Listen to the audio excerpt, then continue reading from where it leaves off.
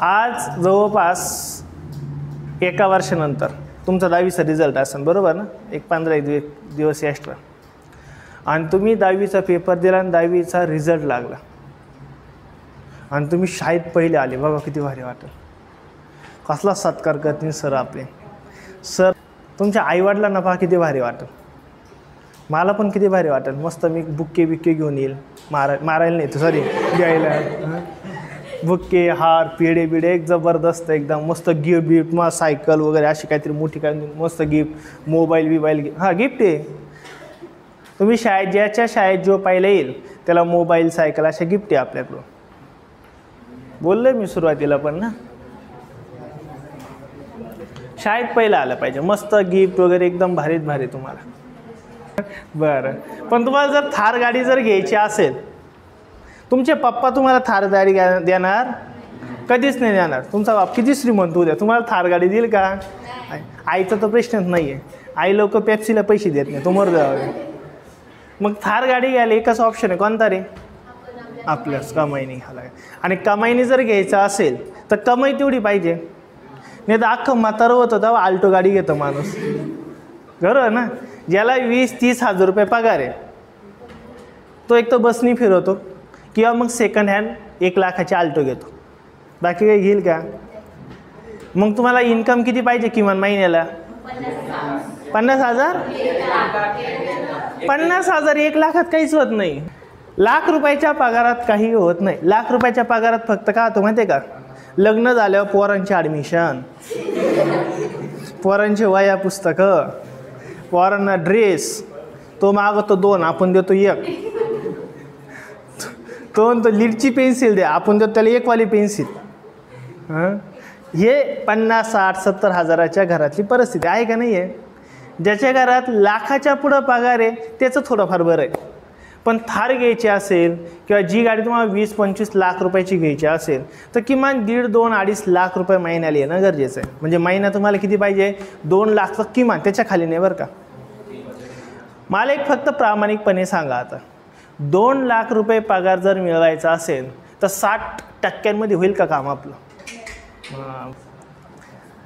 तुम्हाला सांगू का, हे तुमचे जर स्वप्न आहे तुम्हाला कंप्लीट करायचे असेल ना, तर मी तुम्हाला आजच शब्द देतो, हा तुम्हाला आयुष्यभर आठवण, फक्त लक्षात ठेवा. तुम्हाला जे गाडी घ्यायचं, मस्त लग्न करायचं, पोरगी सुंदर पाहिजे, तो मस्त राजकुमार पाहिजे, हे सर्व जर अपेक्षित असेल ना, तर तुम्हाला किमान 90, 92, 95% पाडा वाच लागेल. दुसरा ऑप्शन नाही तुम्हाला. तर चांगला अभ्यास करा एकदम. 9वीचे जे मार्क्स असेल ते असतील, पण इथून पुढे चांगला अभ्यास करा. ओके, बरं. आता आपण ही प्रॅक्टिस सेट 1.5 बघतोय. पहिल्या लेक्चरमध्ये आपण 1.5चे किती एक्झाम्पल्स बघितले? 3 एक्झाम्पल बघितले. लास्ट लेक्चरला आपण 3 एक्झाम्पल बघितले. आता आपल्याला पुढचे जे 3 एक्झाम्पल आहे ते आता 3 एक्झाम्पल आपल्याला बघायचे. मग आता एक्झाम्पल नंबर कोणतं बघायचं आपल्याला? 4th वालं. Example number 4th. मग बघा, बुकमध्ये तुमच्या आहे समोर, सरांच्या बुक्स वगैरे आहे. बघा 4th एक्झाम्पल काय सांगतंय. The denominator of a fraction. सर्वात महत्त्वाचा फ्रॅक्शनचा अर्थ काय माहिती आहे तुम्हाला? फ्रॅक्शन मी भरपूर शब्द वापरला आहे. फ्रॅक्शन म्हणजे काय? ज्याच्यामध्ये कोण असतो? डिनॉमिनेटर असतो आणि न्यूमिनेटर असतो. कोण असतो? डिनॉमिनेटर आणि न्यूमिनेटर. म्हणजे फ्रॅक्शनचा फॉर्म कसा असतो? x/y, याला आपण फ्रॅक्शन म्हणतो. किंवा 1/2 हा सुद्धा काय झाला? फ्रॅक्शन. किंवा 3/2 हा सुद्धा काय झाला? आपला फ्रॅक्शन. फ्रॅक्शनमध्ये जनरली काय असणार आहे? एक असणार आहे न्यूमिनेटर आणि एक काय असणार आहे? डिनॉमिनेटर. म्हणजे हा काय असणार आहे? 2 डिनॉमिनेटर आणि 1 आणि 3 काय असणार आहे? न्यूमिनेटर. म्हणजे x काय असणार आहे? न्यूमिनेटर. y काय असणार आहे? डिनॉमिनेटर. अलग लक्षात. मग ज्याच्यामध्ये न्यूमिनेटर आहे डिनॉमिनेटर आहे, ज्याच्यामध्ये काय आहे? न्यूमिनेटर पण आहे डिनॉमिनेटर पण आहे, त्यांना काय म्हणतो आपण? फ्रॅक्शन. मग आता 4th एक्झाम्पल आपलं फ्रॅक्शनवर डिपेंड आहे. मग आता बघा एक्झाम्पल काय सांगतं. एक्झाम्पलमध्ये the denominator of a fraction is 4 more than twice is numerator. Full stop. Denominator become 12 times the numerator. म्हणजे न्यूमरेटरपेक्षा डिनॉमिनेटर हा किती टाइम सांगितला आहे 12 टाइम्स, म्हणजे 12 पट 12 times. If both the numerator and the denominator are reduce by 6, जर numerator आणि डिनॉमिनेटरमधून जर 6 रिड्यूस जर केला तर आपल्याला काय सांगितलं आहे, कोण 12 टाइम सांगितलं आहे आपल्याला, तर डिनॉमिनेटर 12 टाइम सांगितलं आहे. आणि मग विचारले आपल्याला फाइंड द फ्रॅक्शन, तर ते नेमकं फ्रॅक्शन काय आहे. मी तुम्हाला पुन्हा सांगतो, आपले प्रॅक्टिस सेट 1.1 2 3 4 झालेले बरोबर. जसं आपण पुढे जाणार तसे एक्झाम्पल थोडे काय होत जाणार आहे, हार्ड होत जाणार आहे. आणि हे तर एकदम शेवटचा प्रॅक्टिस सेट आहे आणि शेवटची 3 एक्झाम्पल आहे हे थोडे हार्ड आहे बरोबर ना. पण त्याच्यासाठी आपल्याला सर्व पहिलं माहिती पाहिजे. बाकी तरी पण तुम्हाला कसं कसं एक्झाम्पल आहे सर्व मी व्यवस्थित सांगणार आहे, काही अडचण येणार नाही आहे. फक्त आता काय होतं, जे थेरॉटिकल एक्झाम्पल असतात का ते तुम्हाला अंडरस्टँड होणं महत्त्वाचं आहे. ते जर एकदा अंडरस्टँड झाले तर आपण त्याचं स्ट्रक्चर व्यवस्थित मांडू शकतो. आणि आपल्याला माहिती आहे आता हा जो टॉपिक आहे आपला कोणता आहे, लिनियर इक्वेशन इन 2 व्हेरिएबल्स. म्हणजे याच्यामध्ये 2 इक्वेशन येणार आहे आणि एकची व्हॅल्यू काढायची आणि कोणाची काढायची असते, वायची. मग एकाला आपण न्यूमिनेटरला एक्स मानून डिनॉमिनेटरला काय मानू, वाय. म्हणजेच एक्स आणि वायची व्हॅल्यू मिळणार. आणि एकदा एक्स आणि वायची व्हॅल्यू मिळाली का आपल्याला फ्रॅक्शनची पण व्हॅल्यू मिळून जाणार आहे. अलग लक्षात. मग आता एक्झाम्पल कसं सॉल्व होतं व्यवस्थित बघा, पुन्हा बघा काय काय. आता याच्यात साहजिक 2 कंडिशन आहे. किती कंडिशन आहे, 2 कंडिशनचे 2 इक्वेशन तयार होतात आणि ते इक्वेशन आपल्याला सायमल्टेनियसली सॉल्व करायचे. त्याच्यापासून आपल्याला एक्सची आणि वायची व्हॅल्यू मिळणार आहे बरोबर. मग आता बघा काय दिलं एक्झाम्पलमध्ये, एक आपण सेंटेन्स वाचू. The denominator of a fraction is 4 more than twice is numerator. मग आता आपल्याला न्यूमिनेटर डिनॉमिनेटरबद्दल माहिती दिली तर आपण काय काम करू, न्यूमिनेटरला काहीतरी मानून डिनॉमिनेटरला काहीतरी मानून आपल्याला माहीत नाही ना काय, काहीतरी ॲझ्युम करू आपण. म्हणून आपण काय करू बघा, लेट द न्यूमिनेटर, आपल्याला न्यूमिनेटर मानायचं आणि डिनॉमिनेटर मानायचं. Let the numerator of the fraction be x. Numerator काय मानलं आपण, न्यूमिनेटर काय मानलं आहे एक्स आणि डिनॉमिनेटर काय मानू आपण y. And denominator of the fraction be y. Denominator काय मानलं आपण वाय आणि न्यूमिनेटर काय मानलं आपण एक्स मानला. म्हणजेच आपला फ्रॅक्शन कसा तयार होणार आहे, देअरफॉर फ्रॅक्शन कसा तयार होणार, फ्रॅक्शन इज इक्वल टू काय, एक्स अपॉन वाय. कारण की एक्स कोण असतो बरं, न्यूमिनेटरवरती असतो. वाय काय मानलं आपण डिनॉमिनेटर कुठं असतो, खाली. म्हणजे आपला फ्रॅक्शन कोणता झाला, एक्स आणि वाय. मग ह्या एक्स आणि वायच्याच व्हॅल्यू काढायची आपल्याला बरोबर ना. मग आता याच्यात 2 कंडिशन दिलेले आहे. मग आता फर्स्ट कंडिशन काय, bye given first condition, bye given first condition. मग आता फर्स्ट कंडिशन काय दिली बघा. फर्स्ट कंडिशन पहिल्याच तुम्हाला स्टेटमेंटमध्ये दिली. काय दिली बरं, the denominator of a fraction is 4 more than twice is denominator. मग आता असं म्हटलं त्यांनी का जो आपला काय आहे numerator of a fraction, numerator म्हणजे काय रे आपला, न्यूमिनेटर म्हणजे कोण असणार आहे एक्स. हा एकच्या काय घ्यायचा आपल्याला 2 टाइम्सला 4नी जास्त.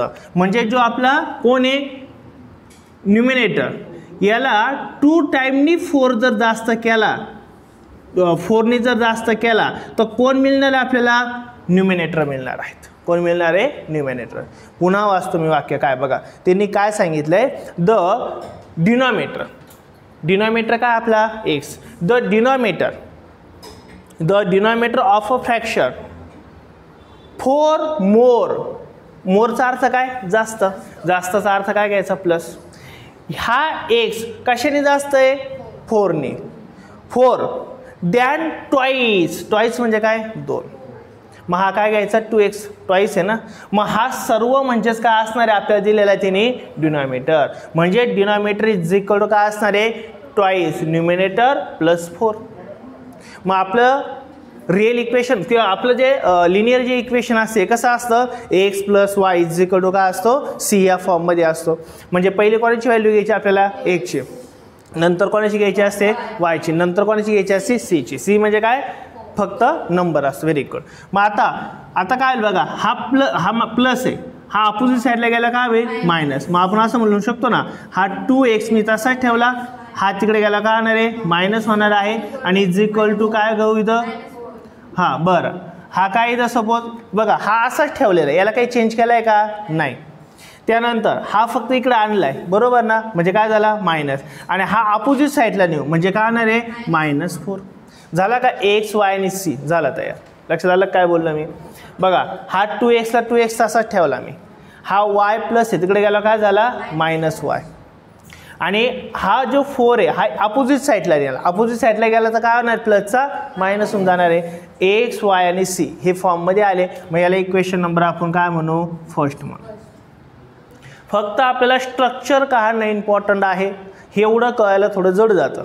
एकदा जर स्ट्रक्चर मांडता आलं आणि एकदा दोनदा जर प्रॅक्टिस केली तर काही अवघड नाही आहे. मग आता हे झालं आपलं फर्स्ट इक्वेशन, हे फर्स्ट कंडिशनने. आता आपल्याला सेकंड कंडिशन काय दिली, bye given second condition, bye given second condition.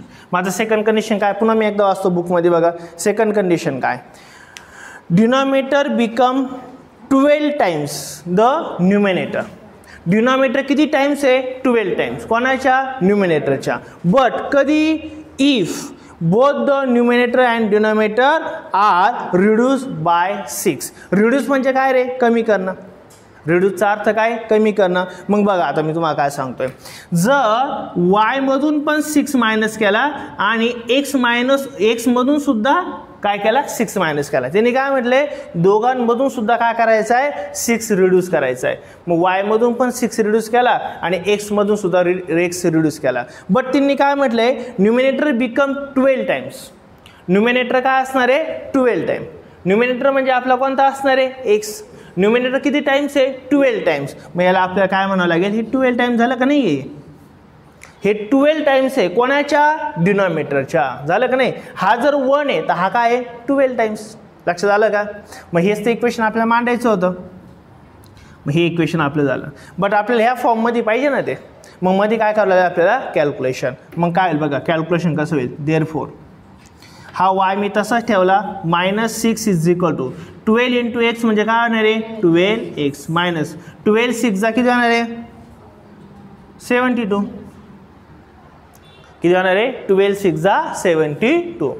मग आता आपल्याला काय करायचं आहे, फक्त एक्स वायच्या व्हॅल्यू एका बाजूला घ्या, विदाउट एक्स वायच्या व्हॅल्यू एका बाजूला घेऊन टाका. मग काय होईल देअरफॉर मी काय करतो, हा -6 आहे तिकडे घेऊन जातो बरोबर ना, आणि हा इकडे आहे हा प्लस आहे इकडे आलं काय होईल मायनस. मग आता काय होईल बघा y -12x is equal to इकडे किती बरं 72 आणि हा मायनस आहे अपोजिट साईडला गेला का होणार आहे प्लस होऊन जाणार. काल काय केलं मी yला y तसाच ठेवला, आपल्याला x आणि yच्या व्हॅल्यू लेफ्ट हँड साईडला आणायच्या आहे म्हणून हा 12x जो आहे तो अपोजिट साईडला आणल्यामुळे प्लसचा काय झाला मायनस, आणि हा विदाउट एक्स वायच्या व्हॅल्यू एका बाजूला टाकायच्या आहे. हा -72 तसाच ठेवला मी आणि हा -6 तिकडे गेला का होणार आहे +6. लक्षात येईल. मग आता काय होईल बघा यांचं कॅल्क्युलेशन आपल्याला करायचं आहे. आता तिथं yला y सोबत मी तसंच ठेवतो y -12x is equal to काय होणार आहे 72 - 6 किती होणार आहे बरं 72 मधून 6 जर गेला तर किती राहणार आहे 66. बरं मोठ्या नंबरला कोणतं साईन आहे, मग इथं सुद्धा कोणतं साईन येणार आहे मायनस साईन येणार आहे. कोणतं येणार आहे मायनस साईन. कळलं सरांना काय केलं.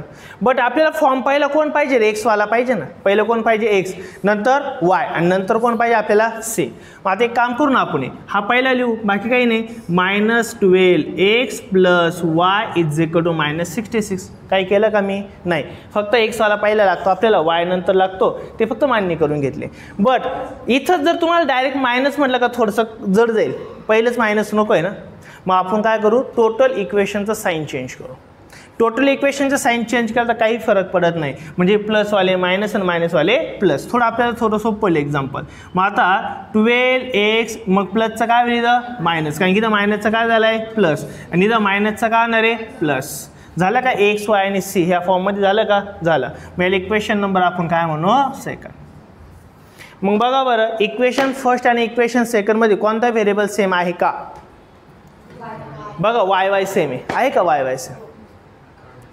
मायनस वाय इथं सुद्धा मायनस वाय, आणि दोन्ही साईन मायनस मायनस असलं काय करायचं असतं आपल्याला, प्लस. काय करायचं असतं, प्लस. बरोबर आहे का. अरे बाबड्यांनो, मी किती वेळेस सांगितलं तुम्हाला, ज्यावेळेस प्लस प्लस असल्यावर काय करायचं असतं, मायनस. मायनस मायनस असल्यावर सुद्धा काय, मायनस. जेव्हा प्लस आणि मायनस असेल तेव्हा तुम्हाला काय करायचं आहे, प्लस. जेव्हा मायनस आणि प्लस असेल तेव्हा काय करायचं तुम्हाला, प्लस. दोन्ही साईन ज्यावेळेस सेम असतात त्यावेळेस काय करायचे असते, नेहमी सबट्रॅक्शन. अलग लक्षात, हे तुम्हाला मी मागं पण सांगितलेलं आहे. अलग लक्षात. मग याला पण मायनस साईन आहे, याला पण मायनस साईन आहे. मग मायनस मायनस असलं काय करायचं असतं, मायनसच. प्लस प्लस असेल तरी काय करायचं असतं, मायनसच. मग आता कोणता नंबर मोठा आहे बरं, 66 मोठा आहे. मग आता दोघांची काय करू आपण, सबट्रॅक्शन करावं लागेल ना. काय करावं लागेल, सबट्रॅक्शन. म्हणून आता बघा, now subtract equation first from equation second. कारण की आपल्याला सेकंड इक्वेशन मोठं आहे ना, आणि फर्स्ट इक्वेशन काय लहान आहे. म्हणून आपण मोठ्या इक्वेशनमधून काय केलं, लहान इक्वेशन सबट्रॅक्ट केलं. मग काय होईल, देअरफॉर काय नाही इथं 12x - y = 66 minus first equation कोणतं आहे बरं आपलं, 2x - y = -4. यांचं काय करायचं बरं, आता आपल्याला कॅल्क्युलेशन करायचं. मग आता मायनस असलं काय करायचं असतं, साईन चेंज. इथं काय नाही रे, प्लसचं मायनस, मायनसचं प्लस, मायनसचं. याची काही गरज आहे का आता आपल्याला, नाही. याची काहीच गरज नाही आता.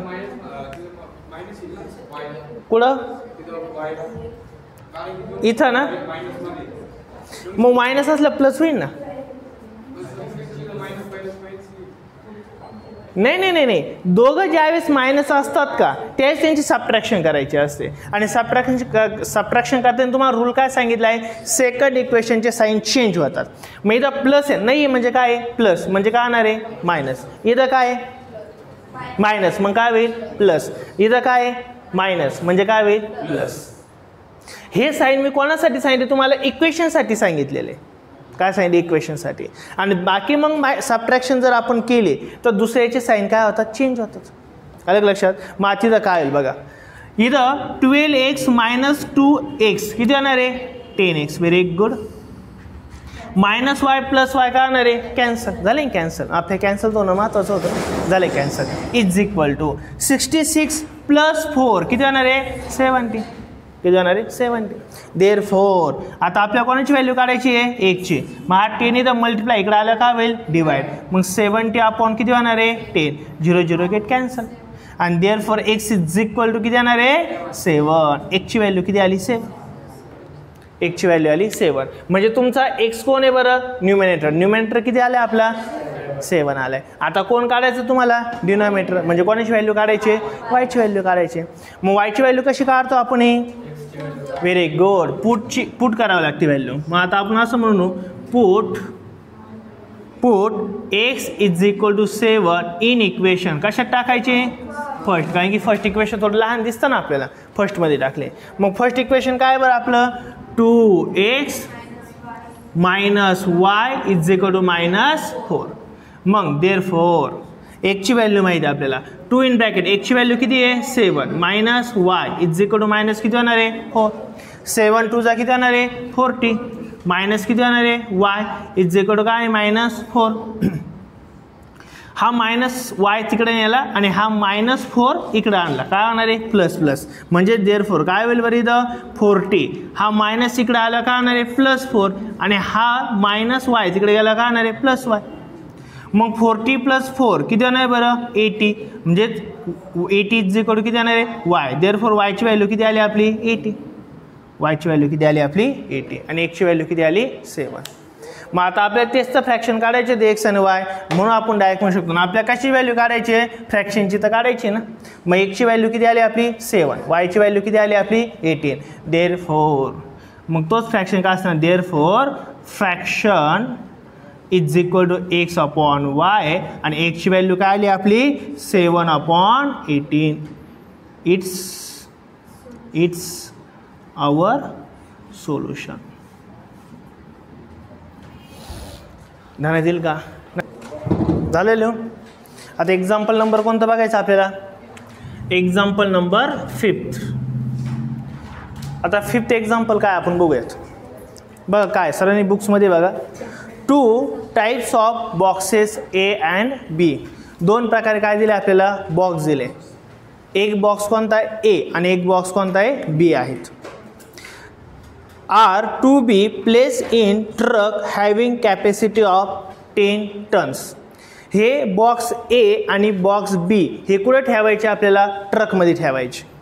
आणि त्या ट्रकची कॅपॅसिटी किती बरं? 10 टन. 1 टन म्हणजे किती केजी असतो रे? Very good. 1 टन म्हणजे किती असतो? 1000 केजी. किती असतो? 1 क्विंटल हा 100 केजी असतो. 1 क्विंटलचा अर्थ काय? 100 केजी. आणि 1 टनचा अर्थ काय असतो? 1000 केजी. लक्षात आलं? म्हणजे या ट्रकची कॅपॅसिटी किती बरं आता? 10 टन सांगितलेली. आलं लक्षात? 10 टन. बघू अजून पुढं काय.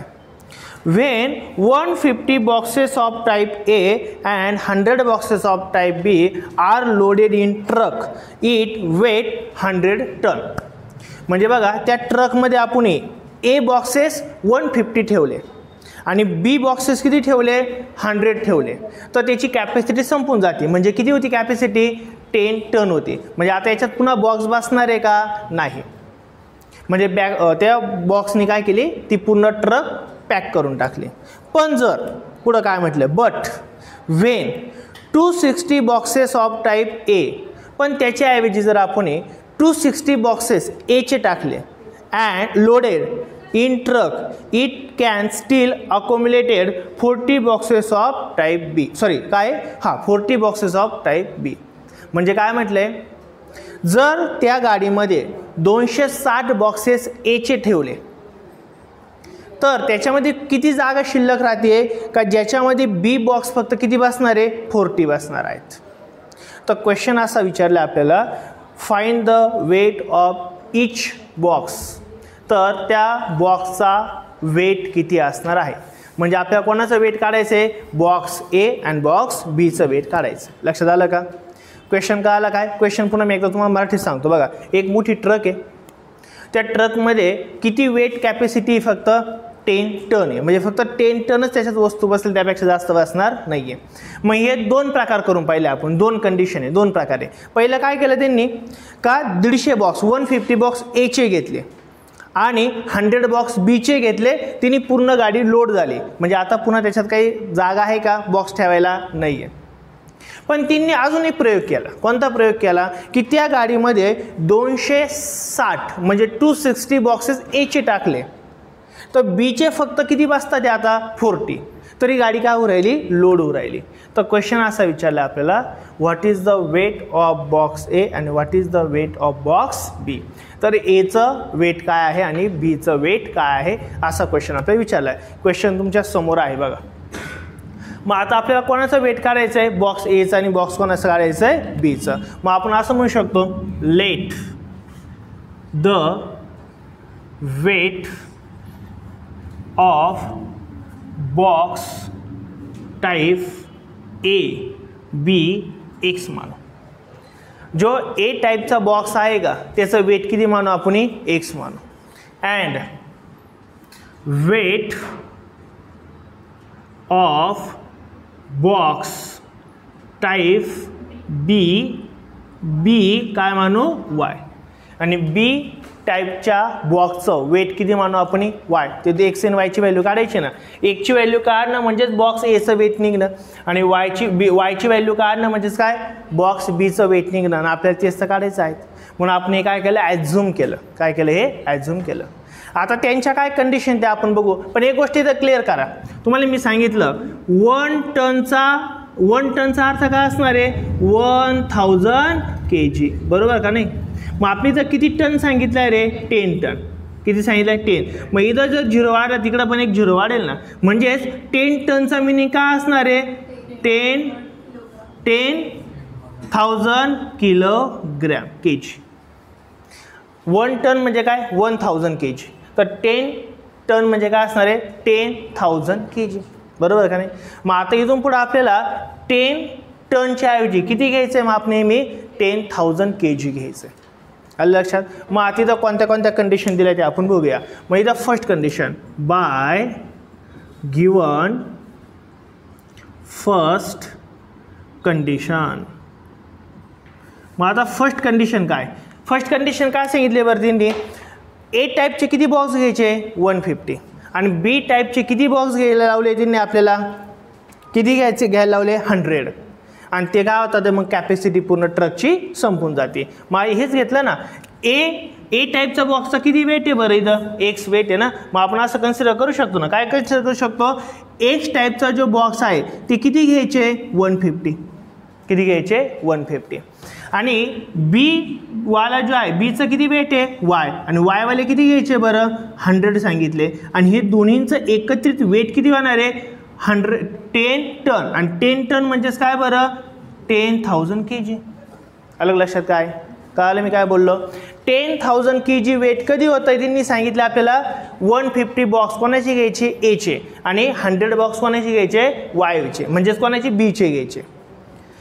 मग आता बघा एक गोष्ट आपल्याला क्लिअर होईल, इथं 50 डिवाइड होऊ शकतं, इथं पण 50 डिवाइड होईल, इथं पण 50 डिवाइड होऊ शकतं ना, म्हणजे संख्या थोड्या काय होईल आपल्या छोट्या होतील, कमी होतील. मग इथं जर डिवायडिंग केलं आपण, काय केलं डिवायडिंग बाय 50, 15 जर डिवाइड केलं तर काय होईल बरं, therefore 150x/50 plus 100y/50 is equal to काय नाही इथं 10,000 अपॉन काय करायचं आपल्याला पुन्हा 50. 15 सर डिवाइड करा, म्हणजे संख्या काय थोड्या लहान होतील, म्हणजे कॅल्क्युलेशनला आपल्याला सोपं होईल. 51 जा 15, 15 3 जा 150, बरोबर का नाही. 15 1 जा 15, 15 2 जा 100, 15 1 जा 15 आणि 15 2 जा किती होणार 200, 2 0 तसेच 2 0 मी तसेच लिहून टाकले. कॅल्क्युलेशन काय आलं, देअरफॉर मग काय शिल्लक राहिलं आपल्याला रिमेनिंग, हा 3 आणि हा x आहे, म्हणजे काय होईल 3x प्लस काय 2y इज इक्वल टू किती होणार आहे 200. झालं काय x y आणि cच्या फॉर्ममध्ये झाला का, झाला. मग याला इक्वेशन नंबर काय म्हणू आपण फर्स्ट, याला इक्वेशन काय म्हणू आपण फर्स्ट. आता बघा सेकंड काय, थोडं एक्झाम्पल जड आहे तिन्ही, पण मी तुम्हाला आधीच सांगितलेले, फक्त व्यवस्थित समजून घ्या, समजल्याचा काही एक प्रॉब्लेम येणार नाही आहे. नेक्स्ट हे झालं आपलं फर्स्ट इक्वेशन. आता आपल्याला सेकंड इक्वेशन बनवायचं आहे, कोणत्या कंडिशननी, सेकंड कंडिशननी. म्हणून bye given second condition, bye given second condition. मग आता सेकंड कंडिशनमध्ये काय सांगितले, एचे किती बॉक्स घ्यायला लावले आपल्याला, एचे 260, बरोबर ना. एचे किती बॉक्स घ्यायला लावले 260, म्हणजे 260 काय घ्यायला लागेल एक्स, एवढे बॉक्स घ्यायचे, प्लस वायचे किती बॉक्स घ्यायला लावले आपल्याला, आय थिंक 40, किती बॉक्स घ्यायला लावले 40, म्हणजे 40y, आणि हे टोटल एकत्रित बॉक्स घेतलं ट्रकची कॅपॅसिटी संपते, आणि ट्रकची कॅपॅसिटी संपते म्हणजे किती वेट होऊ राहिलं मग ट्रकचं, त्या कॅपॅसिटी 10,000 kg होत आहे. याच्यावर आपल्याला सेकंड इक्वेशन मिळणार आहे. बघा इथं 20 ने डिवाइड होऊ शकतं, इथं पण 20 ने डिवाइड होईल, इथं सुद्धा 20 ने डिवाइड होईल, म्हणजे काय बघा इथं 20 ने जर डिवाइड केलं तर 2y होईल, आणि इथं सुद्धा 2y आहे बघा, बरोबर ना. इथं 2y आहे, इथं पण आपण 2y करू शकतो, कशाने डिवाइड करून 20 ने डिवाइड करून. म्हणून आपण काय करू डिवाइडिंग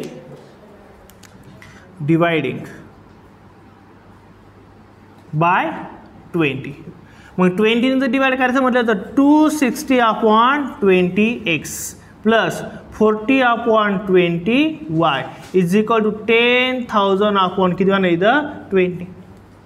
आता फक्त काय करायचं आहे मल्टिप्लाय करा, 0 डिवाइड करा, 0 0 काय होणार आहे कॅन्सल, 2 1 जा 2, 2 1 जा 2, 2 3 जा किती होणार आहे 6.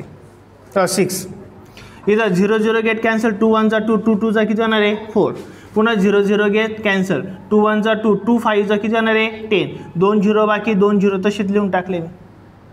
अलग लक्षात, म्हणजे आपल्या काय राहिलं बरं इथं 30 आणि x म्हणजे काय 30x प्लस इथं काय राहिलं आपलं 2y इज इक्वल इकडं काय राहिलं फक्त आपला 50. याला इक्वेशन नंबर काय म्हणा आता सेकंड. आता फर्स्ट इक्वेशन आणि सेकंड इक्वेशनमध्ये कोणते व्हेरिएबल सेम आहे का, वाय वाय सेम आहे. कोण सेम आहे? वाय. बघा इथं 2y आहे आणि इथं पण 2y आहे आणि दोघं प्लस असलं काय करायचे असते? सबट्रॅक्शन. काय करायचे असते? सबट्रॅक्शन. फक्त हे दोन इक्वेशन येणं गरजेचं. हे एकदा आले ना मग पुढं सिम्पल आहे, मग काय अडचण येणार नाही आहे. आणि हे एक्झाम्पल जनरली असे लक्षात ठेवले थोडे जरी चालतील का, त्याचे जनरली नंबर चेंज होत नाही परीक्षा एक्झामला सुद्धा, त्यामुळे तुम्हाला थोडं व्यवस्थित लक्षात राहिले तरी काही प्रॉब्लेम येणार नाही. मग आता काय करू आपण याच्याली? Subtracting equation. सबट्रॅक्टिंग इक्वेशन कोणतं? Second first from second. का बरं सेकंड? कारण की छोटं कोण इथं? फर्स्ट आणि मोठं काय इथं? सेकंड. म्हणून आपण मोठ्या नंबरमधून छोटा नंबर काय करतो? सबट्रॅक्ट करतो. मग काय होईल बघा इथं. मग देअरफॉर सेकंड काय इक्वेशन आहे? 30x + 2y = काय होणार आहे? 500 मायनस फर्स्ट इक्वेशन काय आपलं? 3x + 2y = काय आहे? 200. ह्या दोघांची काय करायची आता आपल्याला? सबट्रॅक्शन. मग आता सबट्रॅक्शन करायचे असेल तर काय होतं? साईन चेंज होतात. प्लसचं मायनस, प्लसचं मायनस, प्लसचं काय होणार आहे? मायनस. मग आता इथं काय होईल बघा. 13x - 3x किती होणार आहे? 10x. किती होणार आहे? 10x. हे दोघं काय होईल? प्लस मायनस कॅन्सल = 500 मधून 200 गेल्यावर किती होणार आहे? 300. आपल्या व्हॅल्यू कोणाची काढायची आता? 1 ची. मग आपण एक काम करू ना, हा 10 इथं मल्टिप्लाय इकडे गेला काय होईल? डिवाइड होणार आहे. काय होणार आहे? डिवाइड. देअरफॉर x = 300 अपॉन किती होणार आहे? 10. 300 अपॉन काय होणार आहे? 10. 10 म्हणजे काय? 0 0 कॅन्सल होईल नाही इथं. डिनोमिनेटरला 1 आहे, तो लिहिण्याची काही गरज नसते. म्हणून काय होईल? देअरफॉर x = काय असणार आहे? 30. x काय मांडला रे आपण? टाईप ऑफ बॉक्स एचा वेट. म्हणजे ए बॉक्सचं वेट किती असणार आहे? 30 kg. किती असणार आहे? 30 kg. मग आता कोणाची व्हॅल्यू काढायची आपल्याला? वायची व्हॅल्यू म्हणजे बीची काढायची. मग आपण ही व्हॅल्यू काय करतो? सबस्टिट्यूट करतो. Put x = 30 in equation. कशात टाकू रे? फर्स्टमध्ये, कारण की फर्स्ट थोडं लहान वाटतं आपल्याला. मग फर्स्ट इक्वेशन कोणतं आहे आपलं? 3x + 2y = किती आहे? 200. x ची व्हॅल्यू किती आहे? 30. 3 इन ब्रॅकेट 30 + 2y = किती होणार आहे? 200. इकडे लक्ष द्या रे. मग त्या दोघांचं काय होणार इथं? मल्टिप्लिकेशन. 3 3 चा किती होणार आहे? 9 आणि 1 0 तसाच 90 बरोबर. प्लस 2y = किती होणार आहे? 200. आता हा प्लस 90 अपोजिट साईडला गेला काय होणार आहे? -90. देअरफॉर 2y = काय? 20 - 90. 20 to 90 गेल्यावर किती राहणार आहे? 110. म्हणजे 2y = किती आला? 210. हा 2 इथं मल्टिप्लाय इकडे आलं का होणार आहे? डिवाइड. देअरफॉर y = 110 बाय किती होणार आहे? 2. डिवाइड बाय 2चा अर्थ काय असतो माहिती आहे ना तुम्हाला? हाफ करणे.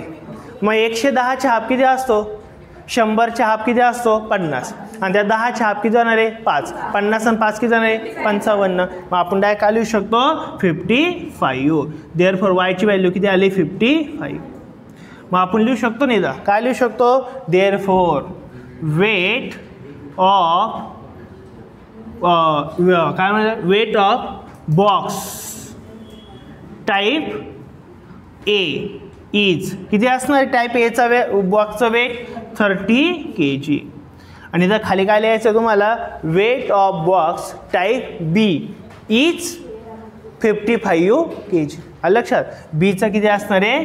55 kg. कळलं सर्वांना? हां हो.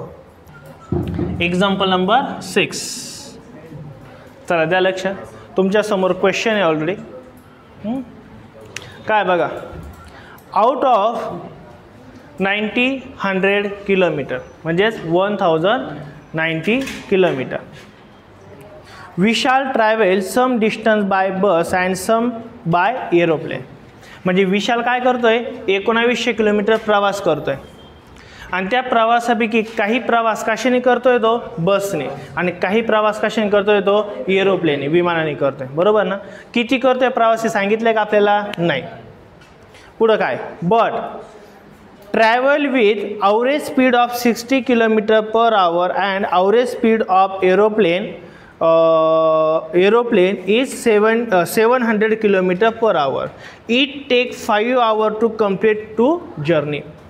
पण जर त्याने बसनी प्रवास केला तर तो 60 km per hour प्रवास करतोय आणि एरोप्लेनने जर तिने प्रवास केला तर कितीच्या स्पीडने करतोय 700 किलोमीटरने.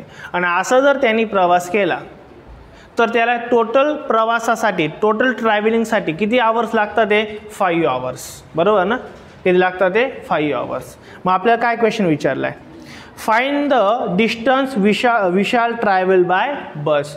मग ह्या विशालने नेमके बसने किती किलोमीटर डिस्टन्स कव्हर केलेला आहे ते आपल्याला विचारलं आहे. लक्षात येईल का काय बोललो.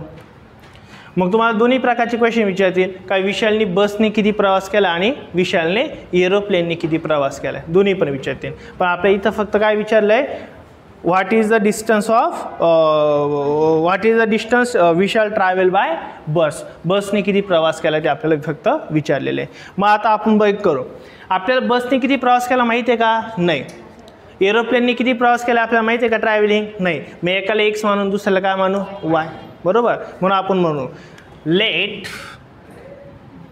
द कशाने Vishal let the distance Vishal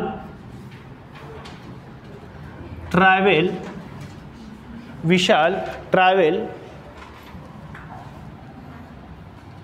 bye bus बी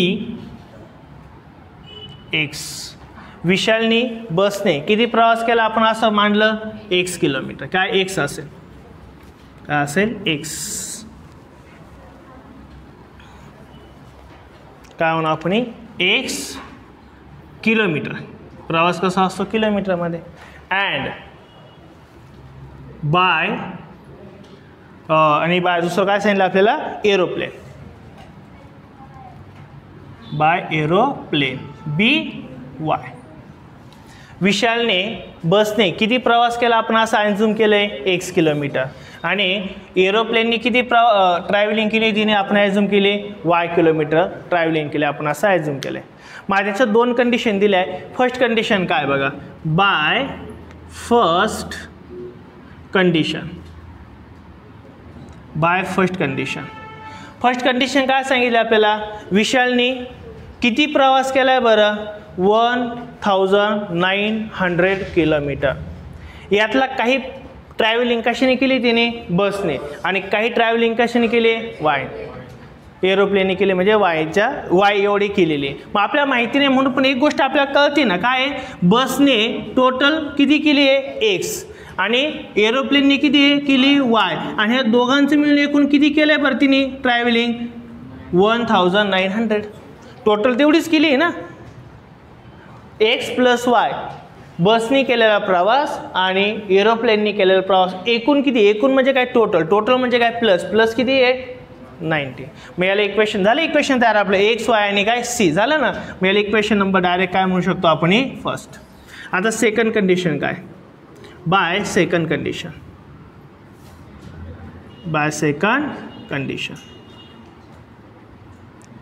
आता एक गोष्ट तुम्हाला माहिती आहे का, जर आपल्याला काय काढायचं, सपोज एक फॉर्म्युला असतो, time is equal to distance upon काय असतो रे, स्पीड. माहिती आहे का तुम्हाला, आज 9thला पण आपण शिकलोय. Speed is equal distance upon time किंवा time is equal to distance upon speed, हा एक फॉर्म्युला असतो. म्हणजे बघा, सपोज सिन्नर ते मुंबई हे जवळपास आहे 200 किलोमीटर अंतर. किती आहे, 200 किलोमीटर अंतर. आणि जर आपण 50च्या स्पीडने गेलो तर किती तासात पोहोचू रे, 4 तासात. का तर distance upon speed is equal to काय मिळणार आहे, टाइम. 0 गेट कॅन्सल, 5 1 जा 5, 5 4 जा किती होणार आहे 20. म्हणजे टाइम किती आला, 4 आवर्स. म्हणजे डिस्टन्सला जर आपण स्पीडनी डिवाइड केलं तर आपल्याला काय मिळतो, टाइम मिळतो. म्हणजे आपला फॉर्म्युला एक माहिती आहे कोणता, टाइम इज इक्वल टू काय असतो, डिस्टन्स अपॉन स्पीड. मग आता मी हा फॉर्म्युला काय घेतला माहिती आहे का, कारण आपल्याला सेकंड कंडिशनमध्ये काय सांगितलेलं आहे, का ज्यावेळेस विशाल एरोप्लेनने आणि बसने ज्यावेळेस प्रवास करतो त्यावेळेस दोन्ही पण प्रवास किती करतोय, डिस्टन्स किती कव्हर करतोय, तर एवढं कव्हर असणार आहे. माहिती नाही तो किती कव्हर करतोय. बसने किती करतोय एक्स आणि एरोप्लेनने किती करतोय वाय. अपॉन स्पीड दिलं आपल्याला, बसचं स्पीड दिलं आणि कशात दिलं बरं, एरोप्लेनचं स्पीड. आणि दोघांचं काय दिलं आपल्याला, टाईम. एकच काय दिला आहे, टाईम. कारण की तो टोटल प्रवास करून तो किती तासात पोहोचतोय, 5 आवर्समध्ये. किती आवर्समध्ये, 5 आवर्समध्ये. मग आता मला सांगा बघा, एवढी एक फक्त कंडिशन लक्षात ठेवा. ही थोडी हार्ड कंडिशन आहे. पुन्हा मी सांगतो, जनरल हे खूप एक्झाम्पल विचारलेलं नाही आहे, पण तरी लक्ष द्या, समजून घ्या. हे विचारलेलं नाही तरी मी स्कूलमध्ये ते कोणीच घेणार नाही आहे तुमचं. स्कूलमध्ये पण घेणार नाही, बाकीच्या क्लासेसमध्ये सुद्धा कुठंही घेते नाही हे 3 एक्झाम्पल. तरी मी घेतोय. जर कधी आलेच ऑप्शनला नसले तर हे तुम्हाला माहीत पाहिजे, आधार पाहिजे, म्हणून तुम्हाला मी सांगतोय. लक्षात येईल का, चांगल्या प्रकारे लक्षात ठेवावे. मग आता बघा, आपण बसने तो किती किलोमीटर प्रवास करतोय, 1 किलोमीटर असं ॲझ्युम केलंय. मग मला सांगा, टोटल बसने किती डिस्टन्स कव्हर केलंय तिने, एक्स. आणि बसचं स्पीड किती बरं, किती सांगितलं आहे, 60. नाही 60 सांगितलं आहे ना, एक्झाम्पलमध्ये काय सांगितलं आहे, 60. एरोप्लेनने किती ट्रॅव्हलिंग करतोय तो वाय, कितीच्या स्पीडने करतोय बरं, 700च्या स्पीडने. आणि ह्या टोटल ह्या दोघांना एकत्रित किती टाईम लागतोय बरं, 5 आवर्स. म्हणून तर मी प्लस घेतलं. ह्या दोघांनी बसने आणि एरोप्लेनने जर तिने ट्रॅव्हलिंग केली तर टोटल त्याचं डिस्टन्स कव्हर व्हायला किती आवर्स लागत आहे, 5 आवर्स लागतात असं सांगितलं आहे ना. मग याच्यावरून आपल्याला काय करायचं, आता सेकंड इक्वेशन तयार करायचं आहे. मग यांचं काय करायचं आता आपल्याला, क्रॉस मल्टिप्लिकेशन. Very good. काय करायचं आहे, क्रॉस मल्टिप्लिकेशन. 700 इंटू एक्स म्हणजे किती होणार आहे रे, 700x प्लसला प्लस. 60 इंटू वाय किती होणार आहे, 60y. अपॉन दोघांचं काय असतं इथं, मल्टिप्लिकेशन. इज इक्वल टू किती इथं, 5. इज इक्वल टू काय, 5.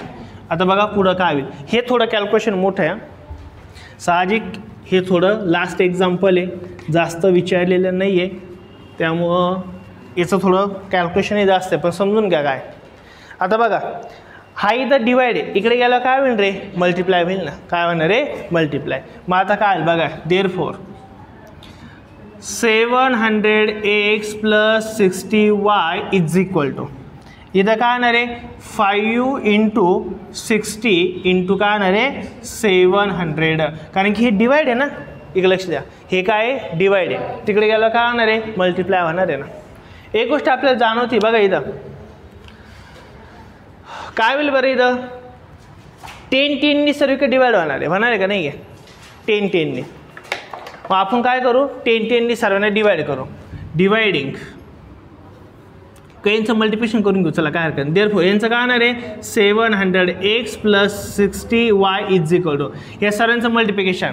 तुम्हाला मी मल्टिप्लिकेशनचा रूल सांगितला. काय, मल्टिप्लिकेशनमध्ये जर कुठं 0 जर आले तर डायरेक्ट आन्सरमध्ये घेऊन टाकायचे. किती 0 आहे, 1 2 3, 3 0 आहे ना, 3 डायरेक्ट घेऊन टाकले, 1 2 आणि 3, 0चा विषय संपला आपला. बरोबर. आता काय करायचं, फक्त या दोघांचं मल्टिप्लिकेशन. 5 6 जा किती होणार आहे, 30. आणि 30 इंटू काय करायचं आपल्याला, 7 7 3 जा किती होणार आहे, 21. आणि हा 0 आहे तो असं लिहून टाकला ना. सर्वांचं मल्टिप्लिकेशन किती आलं, 2 1 0 0 0 0. आता बघा, सर्वांनी तर किती डिवाइड होऊ शकतं रे, 10 डिवाइड होऊ शकतं, बरोबर का नाही, 10. मग आपण काय करू, डिवाइडिंग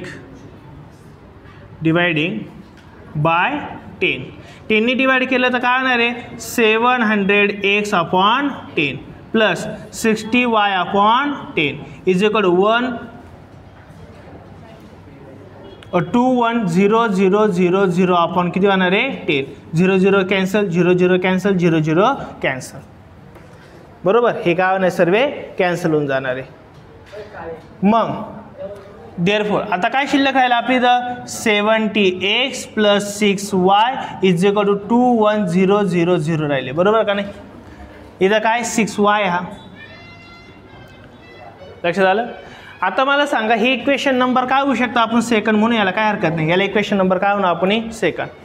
मग फर्स्ट इक्वेशनचं आणि सेकंड इक्वेशनचं एक्स किंवा वाय कोणी सेम आहे का, नाही आहे. सेम करू शकतो का आपण, हो. कसं काय, व्हेरी गुड. 6ने डिवाइड करू शकतो ना, मल्टिप्लाय करू शकतो. 70 काय 6ने करू ना, इथं 6y आणि टोटल इक्वेशनला जर 6ने मल्टिप्लाय केलं तर 6y होईल ना. मग 6y दोघं काय होतील, कॅन्सल होऊन जातील. म्हणजे आपल्याला कोणाची व्हॅल्यू मिळेल, 1ची. आणि 1ची व्हॅल्यू म्हणजेच कोणाची व्हॅल्यू आहे, बसने किती ट्रॅव्हलिंग केलं आणि तेच तर आपल्याला काढायचं आहे. फक्त वायची व्हॅल्यू काढायची गरज नाही आहे. म्हणून आपण काय करू बघा, therefore now multiplying equation first by 6. ह्या फर्स्ट इक्वेशनला कसे मल्टिप्लाय करायचं आपल्याला, 6ने. एक लक्ष द्या, 6ने मल्टिप्लाय केलं का होणार आहे, 6 × x का होणार आहे, 6x प्लस का होणार आहे, 6y इज इक्वल टू, याला पण 6ने 6 0 0च होऊन जाणार आहे. 6 0 का नाही 0 0 0 दोन्ही लिहून टाकले. आता फक्त 90 × काय करायचं आहे, 6. 6 9 जा किती होणार आहे बरं, 63. पुन्हा 6 1 जा 6 आणि प्लस 6 किती होणार आहे बरं, 12. किती होणार आहे, 12. अलग लक्षात बघा. 9 सक किती होणार आहे, 9 पाहिजे 9 सक किती होणार आहे, 54. चुक काहीतरी गडबड झाली, काय झाली, 50. सॉरी 50 काय होणार आहे, 54. आणि 6 1 जा 6 आणि 5 किती होणार आहे, 11. सॉरी बरोबर, 11 400 अशा प्रकारे इज इक्वल टू. मग आता दोन्ही पण काय झाले, वाय झाले ना. मग याला इक्वेशन नंबर आपण काय म्हणू बरं, आता थर्ड. इक्वेशन नंबर काय, थर्ड. आता इक्वेशन सेकंड आणि थर्ड आपण काय करू शकतो, सॉल्व करू शकतो. काय करावं लागेल, थर्डचं आणि सेकंडचं सबट्रॅक्शन. का, कारण की 6y दोघं काय प्लस आहे. मग काय करायचं आपल्याला, सबट्रॅक्शन. मग आता आपण म्हणू सबट्रॅक्टिंग इक्वेशन. कोणतं मोठं आहे कोणतं लहान आहे, इथं किती 2100 आहे, इथं किती बरं 11 आहे, म्हणजे हाच मोठा असेल बरोबर. मग हा सबट्रॅक्ट करू. मग equation subtract equation third from second आणि वी गेट काय मिळणार बरं आता आपल्याला, we get 70x plus 6y is equal to 2100 आणि इथं काय बरं 6x plus 6y is equal to काय 11400. यांची काय करायची आता आपल्याला, सबट्रॅक्शन. काय करायची आहे, सबट्रॅक्शन. आणि सबट्रॅक्शन करताना काय होतं, प्लसचं मायनस प्लसचं काय होणार आहे, मायनस. मग आता बघा 70x मायनस 6x म्हणजे किती होणार आहे बरं, 63x. 70 मधून 6 जर गेले तर किती राहणार आहे, 64. सॉरी काय राहणार आहे, 64x. 6y मायनस 6y काय होणार आहे, 0 इज इक्वल टू 0 तून 0 गेला 0, 10 मधून 4 गेला 6, हातचा किती आला 1. आता पुन्हा 11 मधून किती गेला बरं, आता आपला हा 2 गेला. 11 मधून 2 गेला तर काय होणार आहे 9. पुन्हा रिमाइंडर 1, 2 मधून 2 गेला काय होणार आहे 0. किती होणार आहे 0 बरोबर का. ओके. आता काय करू आपण, 1ची व्हॅल्यू काढायची आहे ना आपल्याला, 1ची व्हॅल्यू. देअरफॉर हा 64 मल्टिप्लाय इकडे आला काय होणार आहे, डिवाइड.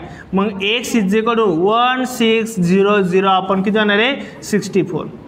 दोघांना पण 8ने डिवाइड होऊ शकतं बघा, 8ने होईल का नाही.